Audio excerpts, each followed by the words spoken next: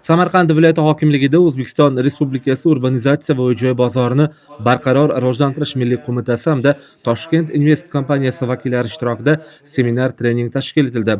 Unda Samarqand Invest kompaniyasi hamda bir qator tegishli tashkilotlar mutaxassislari ishtirok etishdi. Tadbirda hududda amalga oshirilishi rejalashtirilayotgan renovatsiya loyihalarining bugungi holati, qurilish ishlarini bosqichma-bosqich va samarali tashkil etish masalalari atroflicha muhokama qilindi. Shuningdek, renovatsiya jarayonlarini tizimli yo'lga qo'yish, ularni amalga oshirishdagi tashkiliy va amaliy jihatlar bo'yicha fikr almashildi. Seminar davomida renovatsiya hududlarida olib borilayotgan tayyorgarlik ishlari yuzasidan mas'ul tashkilotlar vakillari tomonidan ma'lumotlar taqdim etildi. Toshkent Invest kompaniyasi mutaxassislari esa mazkur yo'nalishda amalga oshirilayotgan ishlar, mavjud tajribalar hamda hududlarda renovatsiya loyihalarini samarali yo'lga qo'yish, turizm infratuzilmasini rivojlantirish, bu borada amalga oshirilishi lozim bo'lgan loyihalar bo'yicha taklif va tavsiyalarni bildirdi.